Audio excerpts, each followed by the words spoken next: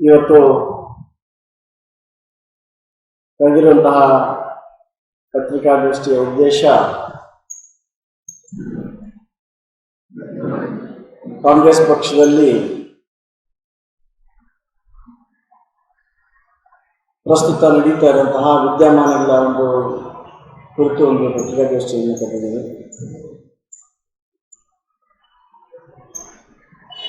Especially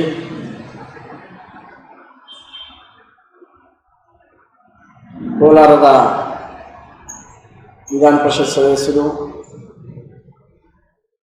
ಮುಖ್ಯಮಂತ್ರಿಗಳ ರಾಜಕೀಯ ಕಾರ್ಯದರ್ಶಿಗಳಾಗಿದ್ದಂತಹ ಮಾನ್ಯ ನಸೀರ್ ಅಹಮದ್ ಅವರ ಒಂದು ಕಾರ್ಯದರ್ಶಿಯ ಹುದ್ದೆ ಏನು ಹಿಂಪಡೆದಿದ್ದಾರೆ ಈ ಒಂದು ಕುರಿತು ಮಾತನಾಡಕ್ಕೆ ಬಯಸ್ತಾ ಇರುತ್ತದೆ. ಆತ್ಮೀಯ ಪತ್ರಿಕಾ ಮಾಧ್ಯಮ ಸಹೋದರರೇ,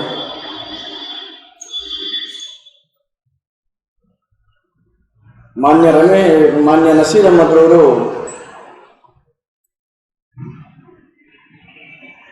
ಕಾಂಗ್ರೆಸ್ ಪಕ್ಷದ ಸುಮಾರು 50 ವರ್ಷದಿಂದ ನಿಷ್ಠಾವಂತ ಪ್ರಾಮಾಣಿಕ ಒಬ್ಬ ನಾಯಕರು ಅಂತ ಹೇಳಿ ನಾನು ಹೇಳ್ತೇನೆ ಬಯಸ್ತೇನೆ. ತಮ್ಮ NSUI ದಿನಗಳಿಂದ ಪ್ರಾರಂಭ ಮಾಡಿ ಇವತ್ತಿನ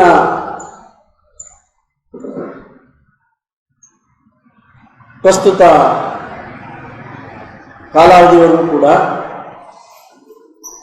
ತಮ್ಮ 50 ವರ್ಷದ ಇಡೀ ರಾಜಕೀಯ ಜೀವನವನ್ನು ಪಕ್ಷದ ನಿಷ್ಠಾವಂತನಾಗಿ, ಪಕ್ಷದ ಪ್ರಾಮಾಣಿಕನಾಗಿ, ಅವರ ಸೇವೆ, ಅವರ ಕೊಡುಗೆ ಅಪಾರ.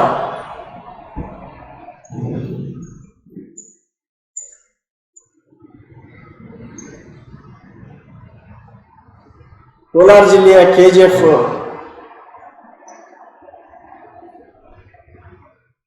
ನಗರದಲ್ಲಿ ಹುಟ್ಟಿ ಇವತ್ತು ಬಿನ್ನಿಪೇಟೆಯಲ್ಲಿ ಎಲೆಕ್ಷನ್ ನಿಂತು ಅಲ್ಲಿ ಮಿನಿಸ್ಟರ್ ಆಗಿ, ಮತ್ತೆ ಕೋಲಾರದಲ್ಲಿ ಸಾಕಷ್ಟು ಬಾರಿ ಕಂಟೆಸ್ಟ್ ಮಾಡಿ ಕಾಂಗ್ರೆಸ್ ಅಭ್ಯರ್ಥಿಯಾಗಿ, ವಿಧಾನ ಪರಿಷತ್ಗೆ ಕಂಟೆಸ್ಟ್ ಮಾಡಿ ಸತತವಾಗಿ ಇಡೀ ತಮ್ಮ ಜೀವನವನ್ನೇ ಕಾಂಗ್ರೆಸ್ಗೆ ಮುಡುಪಾಗಿಟ್ಟಿರುವಂತಹ ವ್ಯಕ್ತಿ.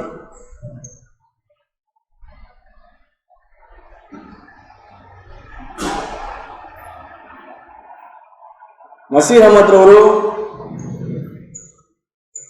2023ರ ಚುನಾವಣೆ ಕಾಂಗ್ರೆಸ್ ಪಕ್ಷ ಇವತ್ತು 130 ಸ್ಥಾನಗಳನ್ನ ಪಡಿಬೇಕು ಅಂತ ಹೇಳಿದ್ರೆ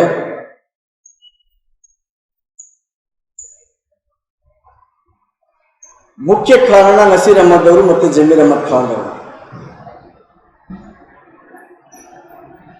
ಕೋಲಾರದಿಂದ ಬೀದರ್ವರೆಗೂ ಹಗಲೆನ್ನದೆ ರಾತ್ರಿ ಎನ್ನದೆ ಚುನಾವಣೆ ಮುಂಚಿತವಾಗಿ ಸುಮಾರು 6 ತಿಂಗಳ ಕಾಲ ಸತತವಾಗಿ ಅವರು ಪ್ರತಿಯೊಂದು ಕ್ಷೇತ್ರಕ್ಕೂ ಕೂಡ ಸುತ್ತಾಡಿ ಅಲ್ಲಿನ ಅಲ್ಪಸಂಖ್ಯಾತರ ಮತಗಳನ್ನು ಸಂಘಟನೆ ಮಾಡಿ 2023ರ ಚುನಾವಣೆಯಲ್ಲಿ ಅಲ್ಪಸಂಖ್ಯಾತರು ಸುಮಾರು 90% ಅಷ್ಟು ಕಾಂಗ್ರೆಸ್ಗೆ ವೋಟ್ ಮಾಡಿ ಕಾಂಗ್ರೆಸ್ ಸರ್ಕಾರ ಬರಲಿಕ್ಕೆ ಕಾರಣೀಭೂತರಾಗಿರುವಂಥವರು ಅಂತ ನಾನು ಹೆಮ್ಮೆಯನ್ನು ಹೇಳಕ್ಕೆ ಬಯಸ್ತೇನೆ.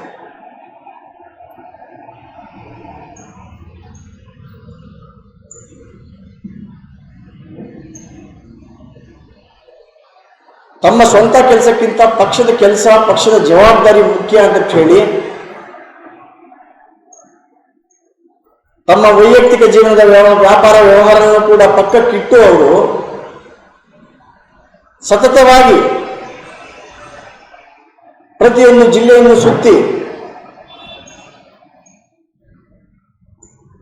ಅಲ್ಪಸಂಖ್ಯಾತರು ಸಂಪೂರ್ಣವಾಗಿ ಕಾಂಗ್ರೆಸ್ಗೆ ವೋಟ್ ಮಾಡುವಂತಹ ಪರಿಸ್ಥಿತಿಯನ್ನು ನಿರ್ಮಾಣ ಮಾಡಲಿಕ್ಕೆ ಮುಖ್ಯ ಕಾರಣರಾದಂಥವರು ನಸೀರ್ ಅಹಮದ್ ಮತ್ತು ಜಮೀರ್ ಅಹಮದ್ ಖಾನ್ ಅವರನ್ನು ಹೇಳಕ್ಕೆ ಬಯಸ್ತಾರೆ.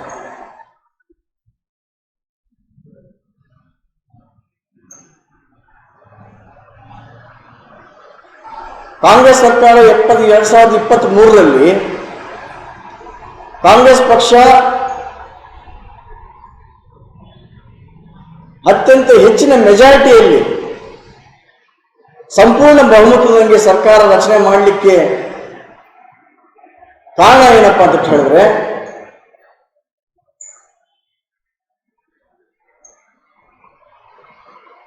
ಒಂದು ಪಕ್ಷ ಅನ್ನೋದಕ್ಕಿಂತ ಸಿದ್ದರಾಮಯ್ಯನವರ ಮೇಲೆ ಈ ಒಂದು ಅಲ್ಪಸಂಖ್ಯಾತರು ಇಟ್ಟಂತಹ ನಂಬಿಕೆ,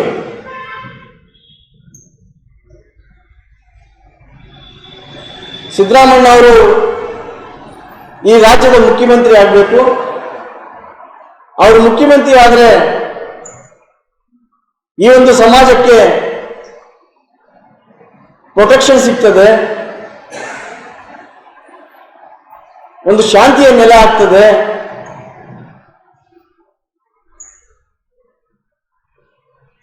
ಸೌಹಾರ್ದದ ಮನೋಭಾವನೆಯಿಂದ ಇಲ್ಲಿ ಬಾಳಬಹುದು ಅನ್ನೋ ನಂಬಿಕೆ ಸಿದ್ದರಾಮಯ್ಯನವರ ಮೇಲೆ ಬಹಳಷ್ಟು ನಂಬಿಕೆಯನ್ನ ಅಲ್ಪಸಂಖ್ಯಾತ ಸಮಾಜ ಇಟ್ಟಿದೆ.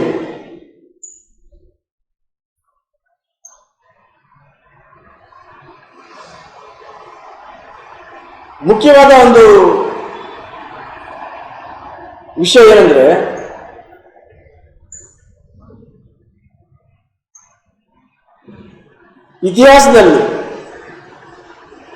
ಇತಿಹಾಸದಲ್ಲಿ ಯಾವತ್ತೂ ಕೂಡ ಅಲ್ಪಸಂಖ್ಯಾತರ ಧರ್ಮಗಳು,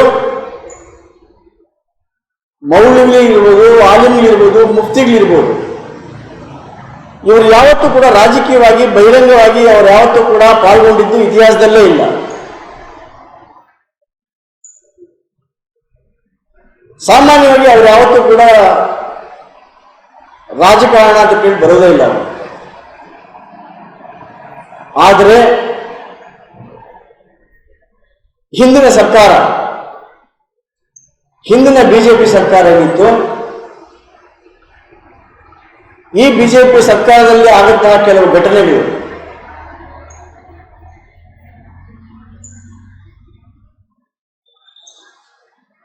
ನಾಲ್ಕು % ಮೀಸಲಾತಿ ವಿಚಾರ ಇರ್ಬೋದು, ಹಿಜಾಬ್ ವಿಚಾರ ಇರ್ಬೋದು, ಕೌ ಸ್ಲಾಟರ್ ವಿಚಾರ ಇರ್ಬೋದು,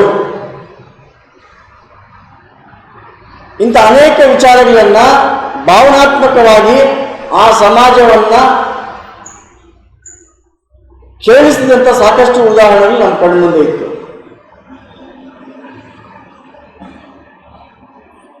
ಇಂತಹ ವಿಚಾರಗಳನ್ನೆಲ್ಲ ಕೂಡ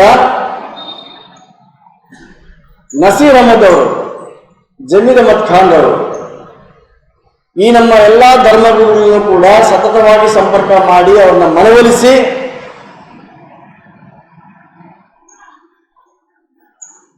ಸಂವಿಧಾನದ ಆಶೋತ್ತರಗಳು ಇವತ್ತು ಉಳಿಬೇಕು ಅಂತ ಹೇಳಿದ್ರೆ ಕಾಂಗ್ರೆಸ್ ಪಕ್ಷವನ್ನು ಬಲಪಡಿಸಬೇಕು, ಸಿದ್ದರಾಮಯ್ಯನವರ ನಾಯಕತ್ವವನ್ನು ತಾವು ಶಕ್ತಿ ತುಂಬಬೇಕು. ಆವಾಗ ಈ ಸಮಾಜಕ್ಕೆ ಒಂದು ಶಕ್ತಿ ಬರುತ್ತೆ. ಇದಕ್ಕೆ ನೀವೆಲ್ಲ ಕೂಡ ಕೈ ಜೋಡಿಸಬೇಕು ಅಂತ ಹೇಳಿ ಸತತವಾಗಿ ಅವನ್ನೆಲ್ಲ ಪ್ರಯತ್ನ ಪಟ್ಟು ಅವನ್ನೆಲ್ಲ ಒಂದು ವೇದಿಕೆಗೆ ತಂದು ಅವರನ್ನು ಕೂಡ ಈ ಪಕ್ಷದ ಪರವಾಗಿ, ಸಿದ್ದರಾಮಯ್ಯನವರ ಪರವಾಗಿ ಕೆಲಸ ಮಾಡುವಂತಹ ನಿಟ್ಟಿನಲ್ಲಿ ಸನ್ನಿವೇಶವನ್ನ ಸೃಷ್ಟಿ ಮಾಡಿದಂತಹ ಅವರು ಮಾನ್ಯ ನಸೀರ್ ಅಹಮದ್ ಅವರು ಮತ್ತು ಜಮೀರ್ ಅಹಮದ್ ಖಾನ್ ಅವರು. ಇವತ್ತು ಯಾವ ನಂಬಿಕೆಗಳನ್ನ, ಯಾವ ವಿಶ್ವಾಸವನ್ನ ಈ ಸಮಾಜ ಮಾನ್ಯ ಮುಖ್ಯಮಂತ್ರಿಯಾದಂತಹ ಸಿದ್ದರಾಮಯ್ಯನವರ ಮೇಲೆ,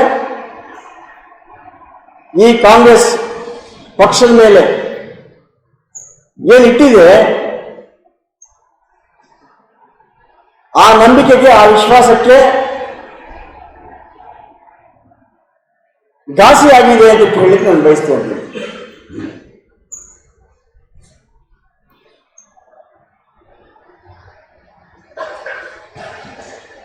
ಇತ್ತೀಚಿನ ಬೆಳವಣಿಗೆ ಏನಾಗ್ತಾ ಇದೆ? ದಾವಣಗೆರೆ ಒಂದು ಸಣ್ಣ ಚುನಾವಣೆಯನ್ನ ನೆಪವಾಗಿ ಇಟ್ಕೊಂಡು ಇವತ್ತು ಏನು ನಸೀರ್ ಅಹಮದ್ ಅವರನ್ನ ತೆಗೆದಿರುವಂಥದ್ದು, ಜಬ್ಬಾರ್ ಸಾಹೇಬ್ರನ್ನ ಪಕ್ಷದಿಂದ ವಜಾ ಮಾಡಿರುವಂಥದ್ದು, ಟಿವಿ ಮಾಧ್ಯಮಗಳಲ್ಲಿ, ಪತ್ರಿಕಾ ಮಾಧ್ಯಮಗಳಲ್ಲಿ ಮಾನ್ಯ ಜಮೀರ್ ಅಹಮದ್ ಖಾನ್ ಅವರ ನಾಯಕತ್ವವನ್ನು ಒಂದು ಪ್ರಶ್ನೆ ಮಾಡುವಂಥದ್ದು, ಇದೆಲ್ಲ ಏನಾಗ್ತಾ ಇದೆ? ಇದೆಲ್ಲ ಕೂಡ ಆ ಸಮಾಜಗಳ ಮನಸ್ಸಿಗೆ, ಭಾವನೆಗಳಿಗೆ ಧಕ್ಕೆ ಆಗ್ತಾ ಇದೆ ಅಂತ ಹೇಳಿ ನಾನು ಬಯಸ್ತಾ ಇದ್ದೇನೆ. ಮಾನ್ಯ ಪತ್ರಿಕಾ ಮಾಧ್ಯಮ ಸ್ನೇಹಿತರೆ,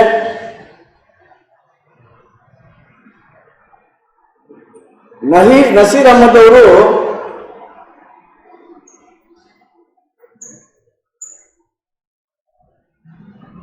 ಈ ಒಂದು ಎರಡೂ ಜಿಲ್ಲೆಗಳಲ್ಲಿ, ಕೋಲಾರ ಮತ್ತು ಚಿಕ್ಕಬಳ್ಳಾಪುರ ಜಿಲ್ಲೆಗಳಲ್ಲಿ,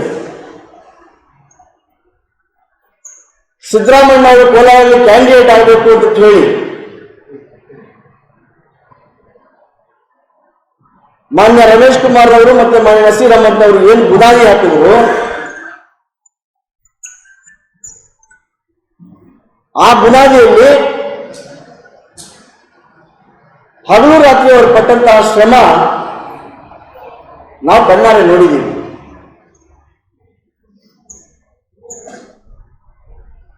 ನನ್ನ ವೈಯಕ್ತಿಕ ಲಾಭಕ್ಕಿಂತ ಪಕ್ಷದ ಲಾಭ ಮುಖ್ಯ, ಪಕ್ಷದ ಒಂದು ಶ್ರೇಯಸ್ಸು ಮುಖ್ಯ ಅಂತ ಹೇಳಿ ಆತ್ನು ಕೋಲಾರ ಜಿಲ್ಲೆ ಕೆಜಿಎಫ್ ಇಂದ ಹಿಡಿದು ಚಿಕ್ಕಬಳ್ಳಾಪುರ ಜಿಲ್ಲೆ ಬಾಗೇಪಲ್ಲಿವರೆಗೂ ಕೂಡ ಸತತವಾಗಿ ಪರಿಶ್ರಮ ಪಟ್ಟು ಈ ಒಂದು ವರ್ಗದ ಮತಗಳನ್ನ ಒಗ್ಗೂಡಿಸಿ ಈ ಕಾಂಗ್ರೆಸ್ ಪಕ್ಷಕ್ಕೆ ಕೊಡಿಸುವಂತಹ ನಿಟ್ಟಿನಲ್ಲಿ ತುಂಬಾ ಶ್ರಮ ಪಟ್ಟಿದ್ದಾರೆ, ತುಂಬಾ ಯಶಸ್ವಿಯಾಗಿದ್ದಾರೆ ಅಂತ ನಾನು ಹೇಳಿ ಬಯಸ್ತೀನಿ. ಚುನಾವಣೆ ಆದ ನಂತರ 2023 ಚುನಾವಣೆ ಆದ ನಂತರ ಇಡೀ ರಾಜ್ಯದಲ್ಲಿ ಅಲ್ಪಸಂಖ್ಯಾತರು ಏನು ಕಾಂಗ್ರೆಸ್ ಪಕ್ಷಕ್ಕೆ ಮತ ಕೊಟ್ಟರು, 90% ಮತ ಕಾಂಗ್ರೆಸ್ ಪಕ್ಷಕ್ಕೆ ಕೊಟ್ಟರು. ಸುಮಾರು 70 ರಿಂದ 75 ಸೀಟು MLA ಸೀಟುಗಳನ್ನ ಕಾಂಗ್ರೆಸ್ ಪಕ್ಷ ಗೆಲ್ಲಕ್ಕೆ ಈ ಸಮಾಜ ಕಾರಣ ಆಯಿತು ಅಂತ ಕೂಡ ಹೇಳಲಿಕ್ಕೆ ನಾನು ಬಯಸ್ತಾ ಇರೋದು. ಸರ್ಕಾರ ಬಂದ ಮೇಲೆ ನಸೀರ್ ಅಹಮದ್ ಅವ್ರನ್ನ ಮಂತ್ರಿ ಮಾಡ್ತಾರೆ, ಅವ್ರು ಪಟ್ಟಂತಹ ಶ್ರಮಕ್ಕೆ ಒಂದು ಬೆಲೆ ಸಿಗ್ತದೆ ಅಂತ ಹೇಳಿ ಈ ಸಮಾಜ ಕಾಯ್ತಾ ಇತ್ತು.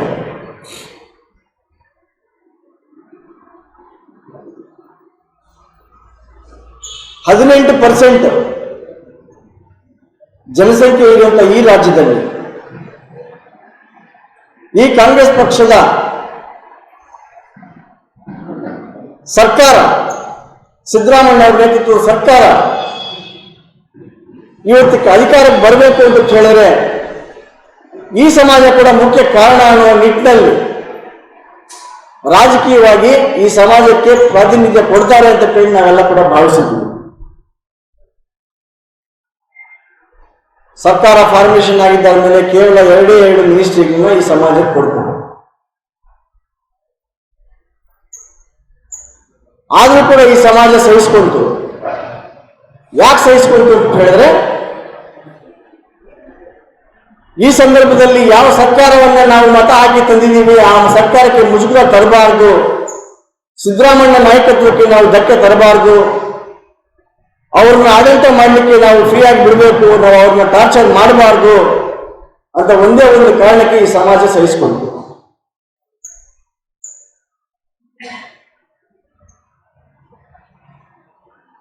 ಅದಾದ ನಂತರ ರಾಜಕೀಯ ಕಾರ್ಯದರ್ಶಿಗಳನ್ನ ಮಾನ್ಯ ನಸೀರ್ ಅಹಮದ್ ಅವರನ್ನ ರಾಜಕೀಯ ಕಾರ್ಯದರ್ಶಿ ಅಂತ ಹೇಳಿ ಮಾನ್ಯ ಮುಖ್ಯಮಂತ್ರಿಗಳು ಮಾಡಿಕೊಂಡ್ರು.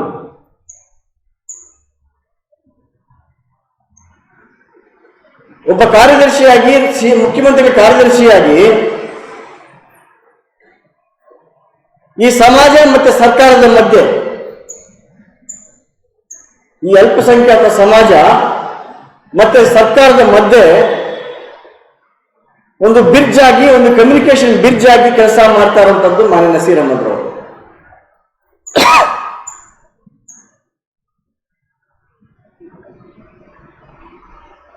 ಬೀದರ್, ಗುಲ್ಬರ್ಗ, ರಾಯಚೂರು, ಕೊಪ್ಪಳ ತಮ್ದು ಏನೇ ಸಮಸ್ಯೆ ಇದ್ರೂ ಕೂಡ ಒಂದು ದಿನ ಸಂಪೂರ್ಣವಾಗಿ ಪ್ರಯಾಣ ಮಾಡ್ಕೊಂಡು ಬಂದು ಬರುವಂತಹ ಸಾಮಾನ್ಯ ಜನಕ್ಕೆ ಈ ನಮ್ಮ ಸಮಾಜದ ನಾಯಕ ಅಂತ ಕೈಗೆ ಸಿಗುವಂತಹ ಏಕೈಕ ವ್ಯಕ್ತಿ ಮಾನ್ಯ ನಸೀರ್ ಅಹಮದ್ ಅವರು. ಬೆಳಗ್ಗೆ 6 ಗಂಟೆ ಆದರೆ ಬೀದರಿಂದ, ಗುಲ್ಬರ್ಗದಿಂದ, ರಾಯಚೂರು, ಕೊಪ್ಪಳ, ಹಾವೇರಿ, ಗದಗ, ಧಾರವಾಡ, ಹುಬ್ಳಿ ಈ ಎಲ್ಲಾ ಜಿಲ್ಲೆಗಳಿಂದ ಬೆಳಗ್ಗೆ ಕನಿಷ್ಠ ಪಕ್ಷ ಕೂಡ ಬೆಳಗ್ಗೆ 6 ಗಂಟೆ ಆದರೆ ಅವ್ರ ಮನೆ ಹತ್ರ ಸುಮಾರು ಒಂದು 500 ಜನ ಇರ್ತಾರೆ.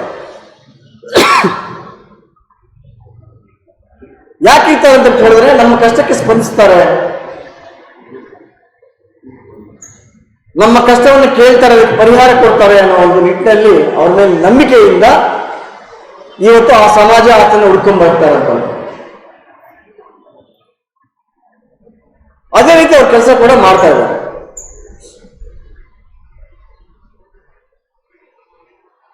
ಏನೂ ರೀಸನ್ ಇಲ್ದಿರ ಇವತ್ತು ಕಾಂಗ್ರೆಸ್ ಪಕ್ಷದ ಇವ್ರ ಮೇಲೆ ಏನು ಆರೋಪ ಹೊರಿಸ್ತಾ ಇದೆ, ಈ ಆರೋಪ ನೀವು ಕೇವಲ ನಸೀರ್ ಅಹಮದ್ ಮೇಲೆ, ಜಮೀರ್ ಅಹಮದ್ ಖಾನ್ ಅವ್ರ ಮೇಲೆ, ಜಬ್ಬಾರ್ ಖಾನ್ ಮೇಲೆ ಎಲ್ಲ ನೀವು ಮಾಡ್ತಾರಂಥದ್ದು. ಇದರರ್ಥ ಇಡೀ ಸಮಾಜದ ಮೇಲೆ ನೀವು ಆರೋಪ ಮಾಡ್ತಾ ಇದ್ದೀರ ಒಂದು ಸಂದೇಶ ಇವತ್ತು ಸಾಮಾನ್ಯ ಒಬ್ಬ ಅಲ್ಪಸಂಖ್ಯಾತ ಮತದಾರನು ಕೂಡ ಇವತ್ತು ಘಾಸಿಯಾಗಿದ್ದಾನೆ. ನಿಮ್ಮ ಮೇಲೆ ಇಟ್ಟಿರುವಂತಹ ನಂಬಿಕೆಗೆ ಚ್ಯುತಿ ಬರ್ತಾ ಇದೆ.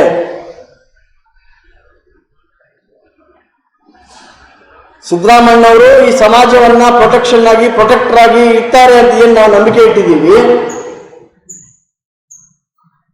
ಈ ನಂಬಿಕೆಯನ್ನ ಮಾನ್ಯ ಸಿಎಂ ಅವರು ಉಳಿಸ್ಕೋಬೇಕು ಅಂತ ನಾನು ಈ ಪತ್ರಿಕಾ ಮಾಧ್ಯಮದ ಮುಖಾಂತರ ನಾನು ಮನವಿ ಮಾಡ್ತೀನಿ.